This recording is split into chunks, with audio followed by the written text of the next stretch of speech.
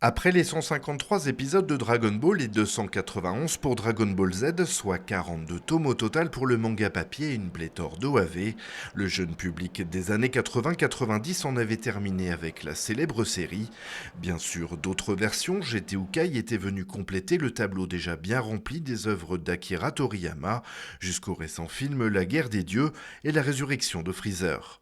Après une longue absence sur l'avant-scène du manga, la licence reparaît depuis juillet 2015 avec deux ouvrages inédits, Jaco The Galactic Patrolman et Katsura Akira, fruit d'une collaboration de deux mangaka de génie, amis de longue date. Ce qu'il faut garder à l'esprit, c'est que les histoires publiées dans le recueil de Katsura Akira sont des histoires qui sont à destination d'un public plutôt adulte. Donc pas des histoires purement shonen comme ont pu l'être à leur époque Dragon Ball ou Video Girl Eye pour Masakatsu Katsura. Mais bien évidemment, ça reste des histoires totalement fantaisistes avec beaucoup de fantastique, beaucoup d'humour. Et l'avantage de cette collaboration entre les deux auteurs, c'est qu'ils n'ont pas forcément la même sensibilité artistique en termes de mise en avant de certaines scènes, et que là où Toriyama aime beaucoup les éléments comiques, à l'inverse, Masakatsu Katsura, lui, apprécie énormément toute la partie émotion. Ce qui fait qu'on se retrouve avec ce travail des deux auteurs conjoints à un mélange à la fois d'énormément d'éléments comiques propres à Toriyama et aussi de beaucoup d'éléments émotifs liés à Katsura.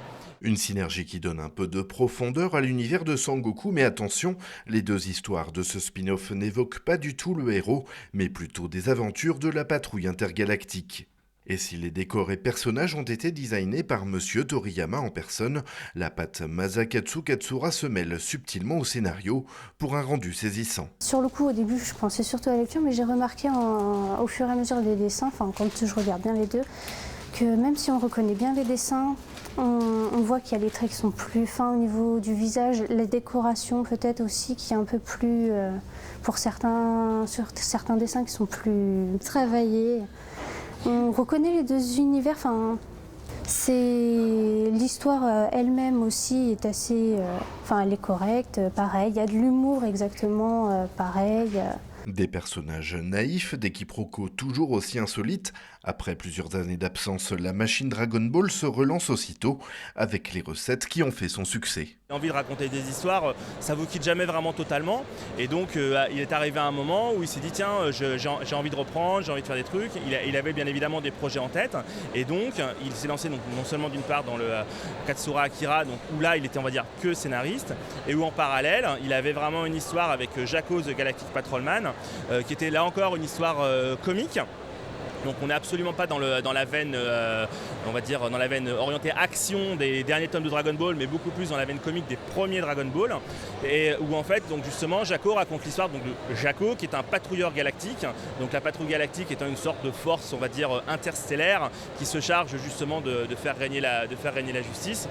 Et manque de bol, il s'avère que malheureusement son vaisseau spatial tombe en panne à proximité de la Terre, là où il était envoyé justement pour empêcher une apocalypse de se produire.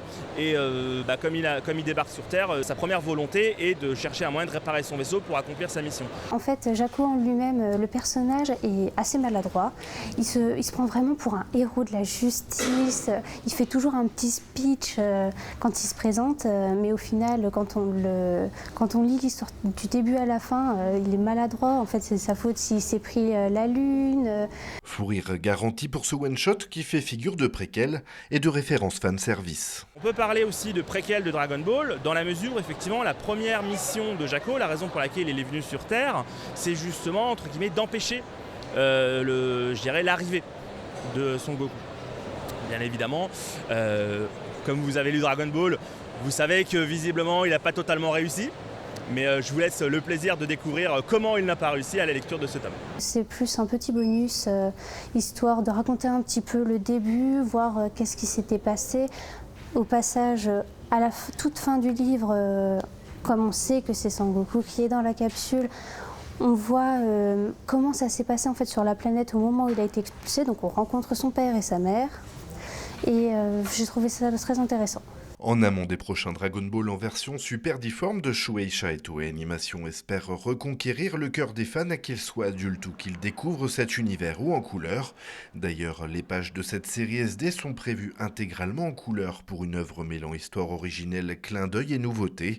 L'été 2015 aura donc été celui du renouveau pour la célèbre licence, d'autant que, surprise, Masakatsu Katsura et Akira Toriyama envisagent de nouvelles collaborations pour de futurs projets.